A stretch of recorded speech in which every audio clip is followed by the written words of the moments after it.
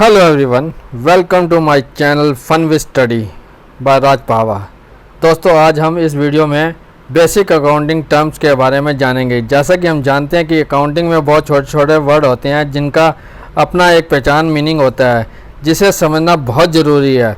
तो अच्छी तरह से समझने के लिए इस वीडियो को शुरू से लेकर अंत तक पूरा बिना स्किप किए ज़रूर देखें और इसे लाइक और शेयर भी करें ताकि और बच्चे भी इस वीडियो से लाभ उठा सकें। तो हम स्टार्ट करते हैं। Basic accounting terms. Number 1, business transactions. साथ साथ लिखते जाइए, फिर इसको हम साथ साथ एक्सप्लेन भी करते जाएंगे, समझाते जाएंगे। नंबर 1 है business transactions. It means financial transactions और event that initiates the accounting process of recording it in the books of account of an enterprises। इसको हम दो पार्ट्स में डिवाइड करते हैं बिजनेस ट्रांजैक्शंस को। एक है relation with the accounting terms, second mode of settlement of value. Relation with accounting unit भी दो पार्ट में डिवाइड करते हैं, एक इंटरनल ट्रांजैक्शन और एक एक्सटर्नल ट्रांजैक्शंस। इसी तरह mode of settlement of value भी दो पार्ट्स में डिवाइड करेंगे, एक कैश ट्रांजैक्शंस और एक क्रेडिट ट्रांजैक्शंस। इंटरनल ट्रांजैक्शंस में एक पार्ट और सब एडिट होता है जिसे हम डेप्रिसिएशन कहते हैं। और second external transaction means cash paid to the others parties, you can say creditors. इसका मतलब है जो ट्रांजैक्शंस हमारी इंटरनल होती है, जिसका बाहर से आउटसाइड से कोई लेना देना नहीं होता, उसमें एक एग्जांपल, सबसे बेस्ट एग्जांपल होता है डेप्रिसिएशन। कि हमने अपना बिजनेस शुरू किया, कुछ फर्नीचर, कुछ इन्वेस्टमेंट लगाई और उसमें जैसे जैसे हम उसको यूज़ करते जाते हैं उसके अंदर एक ऑटोमेटिकली उसकी वैल्यू डाउन होती जाती है, जिसे कि हम डेप्रिसिएशन कहते हैं। वैसे तो डेप्रिसिएशन एक बहुत बड़ा टॉपिक है जो हम आगे पढ़ेंगे। फॉर द टाइम बिंग हम इससे नोट करते हैं कि एक डेप्रिसिएशन एक इंटरनल ट्रांजैक्शन है। ऐसे एक एक्सटर्नल ट्रांजैक्शन होती है जैसे कैश पेड टू क्रेडिटर्स। जब हमने कोई सामान परचेज किया और उसकी पेमेंट बाद में की, जिससे हमने माल परचेज किया वो हमारा क्रेडिटर्स है और उसे हमें पेमेंट देनी है। और नंबर 2 है हमारा मोड ऑफ सेटलमेंट वैल्यू में ट्रांजैक्शन और क्रेडिट ट्रांजैक्शंस। क्रेडिट ट्रांजैक्शंस वह कि जिसने हमने माल खरीदा और उसे तुरंत पैसे दे दिए, तो हमारी कैश ट्रांजैक्शन। और सेकंड है credit transaction. Credit transaction means कि हमने माल तो आज परचेज कर लिया लेकिन उसकी पेमेंट हम 1 महीने 2 महीने बाद उसे देंगे, तो इस कार्ड क्रेडिट ट्रांजैक्शंस। नंबर 2 पे हम आते हैं पॉइंट अकाउंट। अकाउंट है it is a record of transactions under a particular heads. किसी पर्टिकुलर हेड के अंदर हम जो हम ट्रांजैक्शन करते हैं उसे हम अकाउंट कहते हैं। Number 3 capital. Capital is the amount invested in an enterprise by the proprietor और यू कैन से ऑनर। जब कोई बिजनेस शुरू किया जाता है तो उसका ऑनर, प्रोपराइटर एक इन्वेस्टमेंट को लेके आता है, उससे अपना बिजनेस शुरू करता है, उसे हम कैपिटल कहते हैं। कैपिटल 2 प्रकार की हो सकती है, कैश भी हो सकती है और वो एसेट्स के रूप में भी ला सकता है साथ में, जिसकी एक मॉनेटरी अपनी वैल्यू होती है। तो you can write down it may be in form of money और asset having monetary value. Capital is also known as net worth और ऑनर इक्विटी। इसे ऑनर इक्विटी या नेटवर्थ भी कहते हैं। कैपिटल को निकालने का एक कैलकुलेट करने का फॉर्मूला है जो है capital is equal assets minus liability, जो कि आगे हम अपने क्वेश्चंस में करेंगे न्यूमेरिकल्स में। Next number 4 drawings. ये सब अब बेसिक टर्म्स है अकाउंट्स की, जिसमें ये नंबर्स हैं सारे जो हम आगे ये साथ साथ डिस्प्ले डिफाइन कर रहे हैं। जैसे ड्राइंग है it is the amount withdrawn or goods taken by the proprietor for personal use। जो व्यापारी अपना बिजनेस शुरू करता है और अपनी एक कैपिटल लाता है, उस कैपिटल में से अगर वो कुछ हिस्सा, कुछ पार्ट अपने पर्सनल यूज़ के लिए ले जाता है वापस घर पे, तो उसे हम ड्राइंग कहते हैं। Drawing reduce the capital of owners, drawing हमेशा ऑनर्स की कैपिटल को कम करती है। Next, liability. Liabilities means amount owned by the business. Liabilities towards owner is termed as a internal liability. Liability towards outsider is termed as a external liabilities. Liability एक business पे बोझ है, एक तरह से उसका वो बर्डन है। लायबिलिटी एक व्यापारी जो कि अपना बिजनेस शुरू करता है और एक कैपिटल लगाता है, वो बिजनेस के लिए वो कैपिटल इंटरनल लायबिलिटी होती है, जो कि ओनर लाता है बिजनेस के लिए, उसे हम इंटरनल लायबिलिटी कहते हैं। और जो हम पैसा बाहर से लोन के रूप में या किसी भी रूप से लेते हैं, तो वो हमारी एक्सटर्नल लायबिलिटी होती है। एक्सटर्नल लायबिलिटी को हम दो पार्ट्स में डिवाइड करते हैं, एक नॉन करंट लायबिलिटी और एक current liability. Non current liability वो होती है जो कि 1 साल के बाद हम पे करते हैं, और 2 साल में, 3 साल में, तो उसे वो हमारी एक नॉन करंट लायबिलिटी होती है। 12 महीने से ऊपर जो भी अब लायबिलिटी होगा, टाइम पीरियड होगा, वो नॉन करंट लायबिलिटी कहलाएगा। करंट लायबिलिटी वो है जो कि विद इन 12 मंथ हम पे कर देते हैं, वो हमारी करंट लायबिलिटीज़ होती हैं। जैसे कि क्रेडिटर्स, बिल्स पेबल, ये हम 2, 3, 4 महीने के अंदर अंदर इन्हें क्लियर कर देते हैं, तो ये हमारी करंट लायबिलिटीज होती हैं। और 12 मंथ तक के बाद जो हम लायबिलिटीज़ को पे करते हैं, जहाँ इनका टाइम 12 महीने के बाद होता है, 1 साल के बाद तक होता है, उसमें जैसे बैंक लोन ऐसे, तो ये हमारी नॉन करंट लायबिलिटीज़ कहलाई जाती हैं। Number 6, creditors. Creditors are persons from whom business purchase goods on credit. Generally, amount payable on to creditors is within 12th month. Therefore, it is treated as a current liability. अभी हमने ये ऊपर example लिया था इसका creditors का, कि 12 महीने से पहले जो हम पे कर देते हैं, वो हमारी नॉन करंट लायबिलिटीज, वो हमारी करंट लायबिलिटीज होती हैं।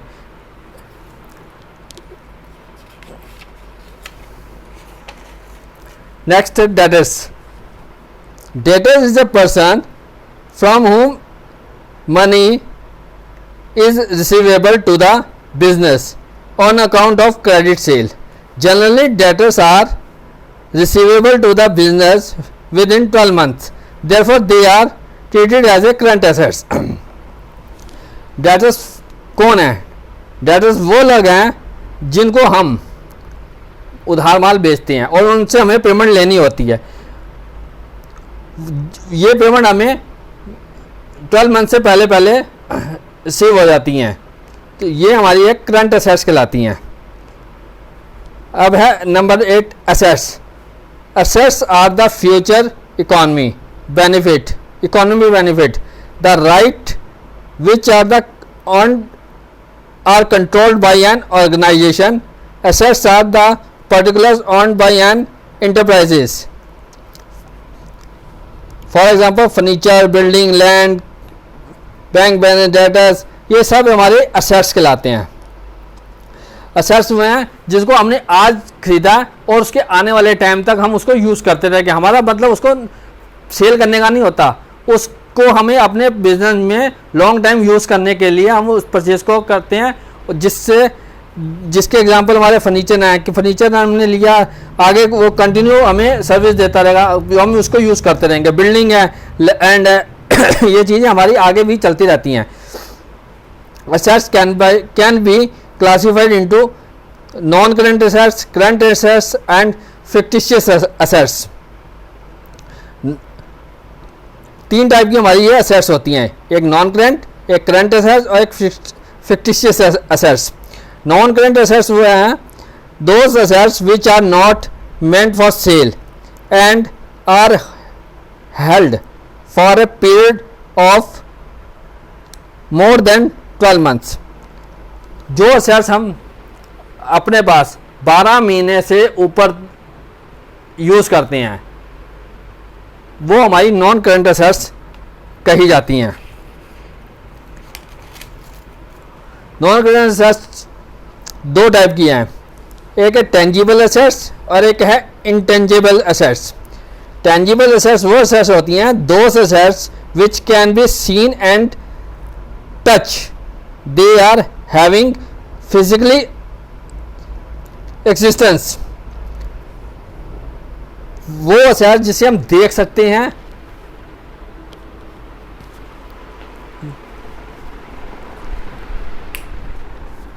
छू सकते हैं, वो हमारी टेंजिबल एसेट्स कहलाती हैं। और इंटेंजिबल एसेट्स वो एसेट्स होती हैं जिसे हम ना तो छू सकते हैं ना हम उन्हें देख सकते हैं, फिर भी वो हमारी एसेट्स होती हैं, जैसे कि गुडविल, पेटेंट्स, कॉपीराइट्स, ये हमारे इंटेंजिबल एसेट्स होती हैं। Next, current assets, those assets which can be easily converted into cash and are held for resales for period less than 12 month। जो assets हमारी 12 महीने से पहले कैश में कन्वर्ट हो जाती हैं वो हमारी करंट assets कहलाती हैं। फॉर एग्जांपल जैसे डेटर्स हो गए, स्टॉक हो गया, BR हो गए, प्रीपेड एक्सपेंसेस हो गए, ये हमारी करंट assets के एग्जांपल्स हैं। ऐसे और भी बहुत एग्जांपल्स आएंगे जो हम आगे स्टडी करते रहेंगे।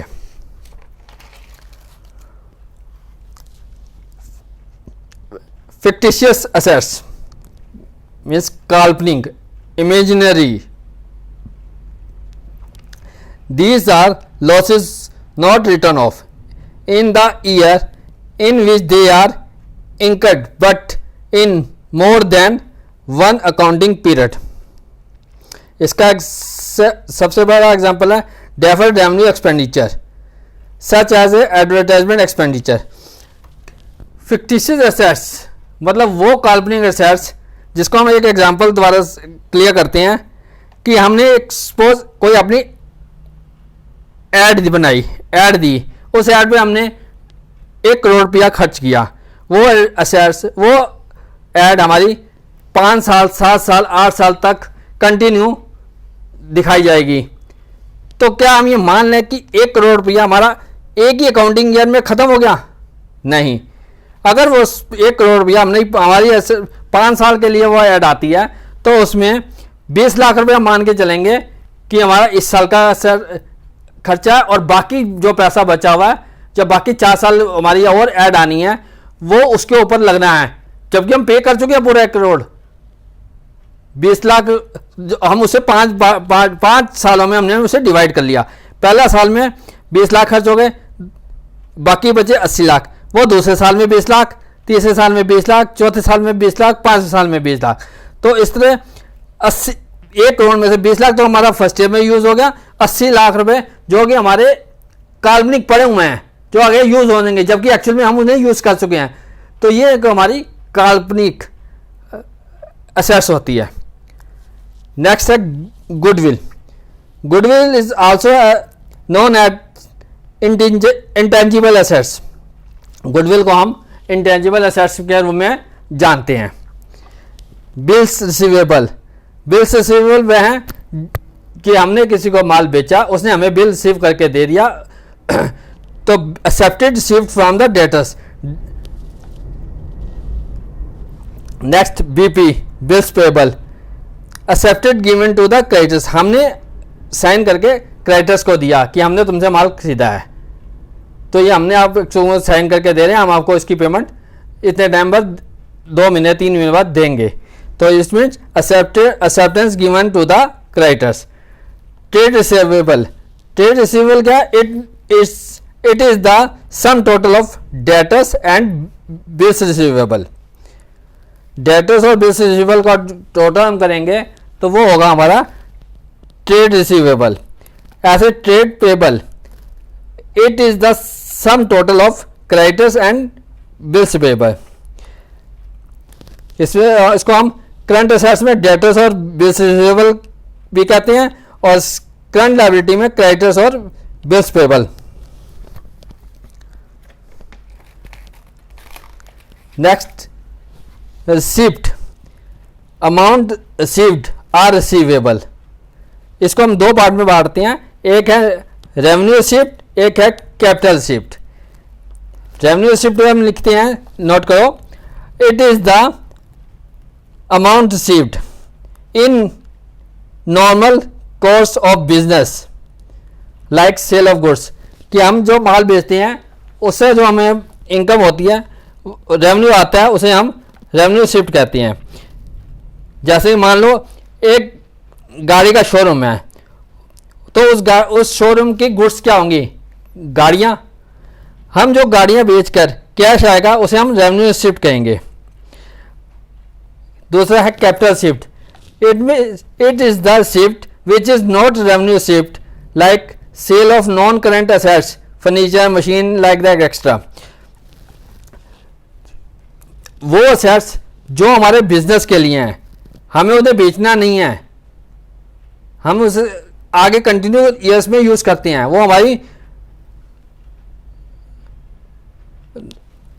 कैपिटल शिफ्ट्स होती हैं। अगर हम उसको बेचते हैं तो उससे जो हमें पैसा मिलता है वो हमारा एक कैपिटल शिफ्ट कहलाता है।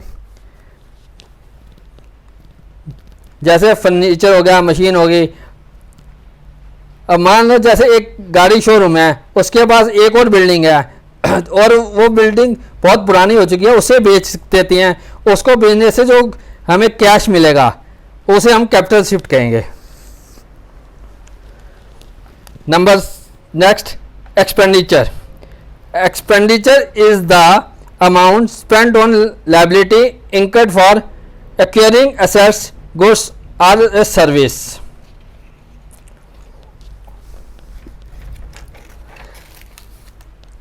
एक्सपेंडिचर को भी हम दो पार्ट में डिवाइड करते हैं, एक रेवेन्यू एक्सपेंडिचर और एक capital expenditure.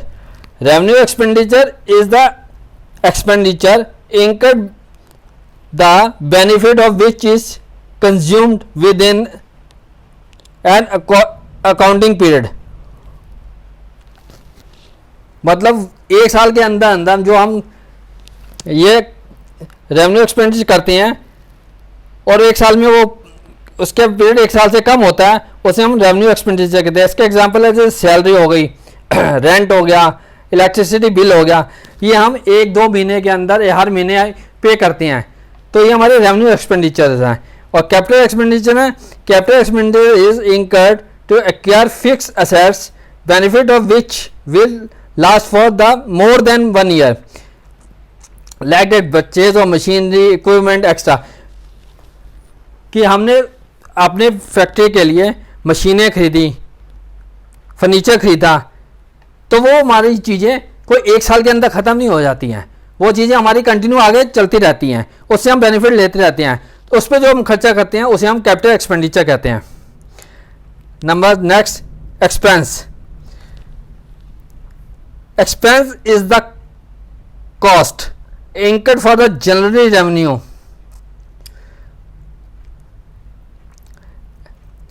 Expenses is the cost incurred for generating revenue. Next, prepaid expense. Expense paid but relating to the next financial year. हमने एक्सपेंस किया लेकिन वो नेक्स्ट फाइनेंशियल के लिए, तो हमारे प्रीपेड एक्सपेंस कहलाए जाएंगे। मान लो हमारा फाइनेंशियल ईयर 1/4/2022 से 31 मार्च 2023 तक है और हमने 1 अक्टूबर 2022 को 1 साल का रेंट हमने एडवांस में दे दिया, तो इट मीन्स हमने अगले 6 महीने का रेंट भी इसी साल में दे दिया, तो वो अगला जो एक्सपेंस होगा वो हमारा prepaid expense, current year prepaid expense कहलाया जाएगा, जो कि प्रीपेड एक्सपेंस हम कहते हैं कि वो करंट एसेट्स है। प्रीपेड एक्सपेंस आर एक current assets.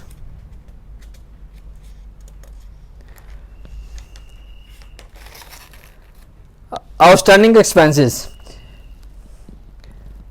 Expenses incurred but not paid, खर्च तो कर दिया पर अभी पे नहीं किया। सपोज हमने अपने स्टाफ में वर्कर को इस महीने की सैलरी नहीं दी, लेकिन हमने उससे इस महीने का उससे काम पूरा ले लिया है, तो ये हमारे ऊपर बिजनेस के ऊपर आउटस्टैंडिंग हो जाएगी उसकी सैलरी, जिसे हम आउटस्टैंडिंग सैलरी कहेंगे। एक्सपेंडिंग मीन्स उसे ये हमारे कंपनी के ऊपर एक्सपेंसेस हैं, आउटस्टैंडिंग एक्सपेंस हैं। इसमें या एक्सपेंस सैलरी हो सकती है, रेंट हो सकता है, कमीशन हो सकती है, ब्रोकरेज हो सकती है, जो कि हमने यूज तो कर ली लेकिन हमने उसका पे नहीं किया, तो ये हमारी आउटस्टैंडिंग कहलाई जाती है। Profit, profit earn from normal course of business, profit निकालने का simple formula revenue minus expenses, तो हमारा प्रॉफिट निकल आता है। प्रॉफिट भी हम 2 या 3 टाइप से निकाल लेते हैं, इसमें ग्रॉस प्रॉफिट भी निकाला जाता है, नेट प्रॉफिट भी निकाला जाता है, ये अभी हम आगे पढ़ेंगे। हमारा एक profit and loss adjustment topic आएगा, उसके अंदर ये हम निकालेंगे कि ग्रॉस प्रॉफिट कैसे निकलता है, और उसके बाद देखेंगे उस ग्रॉस प्रॉफिट से भी हम ऊपर के कुछ खर्चे और ऐसे होते हैं जो कि उसमें नहीं आते, और फिर हम नेट प्रॉफिट निकालते हैं। Gain, gain profit earn from irregular activity, for example gain on sale of fix assets, profit हुआ हमने अपने कारोबार से, जो हम रूटीन में करते हैं, बेचते हैं, खरीदते हैं, बेचते हैं, जो प्रॉफिट होता है, जो प्लस होता है वो हमारा प्रॉफिट होता है। गेन वो होता है जो कि हमारा इरेगुलर होता है, कि हमारे पास कोई एक एसेट्स पड़ी हुई थी पुरानी सी जो यूज़ नहीं हो रही थी, हमने उसे बेच दिया। उस टाइम हमने सपोज 5,000 की खरीदी थी और आज हमने उसी को 10,000 में बेच दिया, तो वो 5,000 रुपये हमारा गेन होगा बिजनेस का। वो इरेगुलर है, वो रोज़ रूटीन में नहीं होता, इसलिए उसे गेन कहते हैं। Gain means profit earn from the irregular activities. Loss, excess of expenses over revenue, जब एक्सपेंसेस एक्सेस हो जाते हैं रेवेन्यू पे तो लॉस होता है। तो लॉस निकालने का formula loss is equal expenses minus revenue.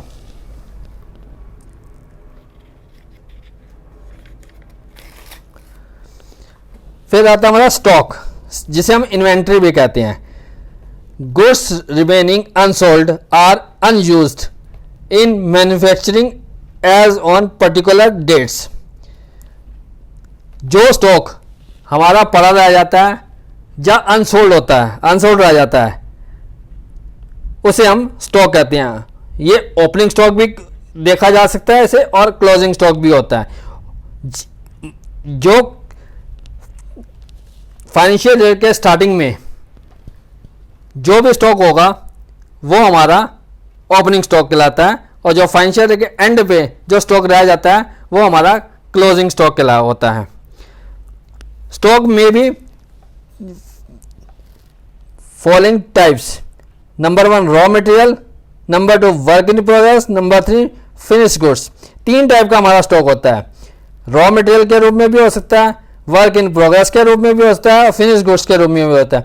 Raw material means कि हम कोई आइटम बना रहे हैं, उस रॉ मटेरियल आइटम को बनाने के लिए जो हम रॉ मटेरियल इकट्ठा करते हैं वो भी एक हमारा एक स्टॉक होता है, उसे भी हम स्टॉक में लेते हैं। वर्क इन प्रोग्रेस क्या, कि जो चीज़ हमारी लाइन में चल रही है, कोई चीज़ बन रही है और वो वर्क इन प्रोग्रेस में है, जो चीज़ वर्क इन प्रोग्रेस में है वो भी हमारा एक स्टॉक का रूप होता है। फिनिश गुड्स, जो वो वर्क इन प्रोग्रेस बन के फिनिश गुड्स में हो जाती है, तैयार हो जाती है, तो ऑटोमेटिकली वो एक फिनिश गुड्स स्टॉक हो जाता है। Number next, discount, a reduction in price of goods sold. Simple way discount का है a reduction of price, reduction in price of goods sold. Discount भी 2 टाइप का होता है, एक ट्रेड डिस्काउंट और एक cash discount. Trade discount is the reduction in price by the seller to the purchaser of goods when they buy in bulk quantity. Trade discount वो discount होता है कि कोई व्यापारी किसी फैक्ट्री से अच्छा बल्क में स्टॉक खरीदता है तो वो उसे ट्रेड डिस्काउंट देता है, तो वो उसे ट्रेड डिस्काउंट देता है। और कैश डिस्काउंट वो डिस्काउंट होता है कि कोई व्यापारी, कोई पर्सन शॉप पे जाकर कोई पीस खरीदता है और उसकी प्राइस कीमत 1000 रुपये है, तो वो कहता है ये मुझे आज दे दो, मैं आपको 3 महीने बाद 2 महीने बाद इसकी पेमेंट कर दूंगा। तो दुकानदार, शॉपकीपर उसे ऑफर देता है कि ऐसा है, आप मुझे अभी पेमेंट कर दो, मैं आपको 10% कैश का डिस्काउंट दे दूंगा। इट मीन्स कि बहुत जल्दी उसे अपनी सेल को कैश में कन्वर्ट करना है, उसके लिए वो एक ऑफर देता है जिसे हम कैश डिस्काउंट भी कह सकते हैं कि आप मुझे इतना टाइम दे दो, इतने से इतने में दे दो, मैं आपको इतना कैश डिस्काउंट कर दूंगा।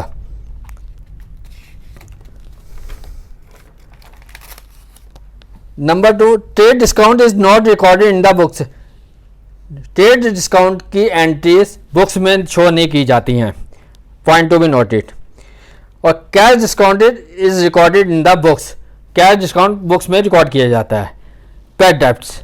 Next, debts not receivable means bad debts वो चीज़ है जो हमने किसी को माल उधार दिया, बेचा, उसके जो हमें पेमेंट मिलनी थी, जो हमारे डेटर से पेमेंट नहीं थी, वो हमारी पेमेंट किसी कारण से डूब गई, मिली नहीं, तो वो उसे हम बैड डेब्ट्स कहते हैं। इसकी भी आगे पूरी डीपली स्टडी करेंगे आने वाले चैप्टर्स में। Next, depreciation. Depreciation reduction in the value of fix assets. Fix assets में जो वैल्यू डाउन होती है डे बाय डे, उसे हम डेप्रिसिएशन कहते हैं। तो ये तो हमारे थे बेसिक टर्म्स, एक बार हम इसे जल्दी से रिवाइज कर लेते हैं दोबारा।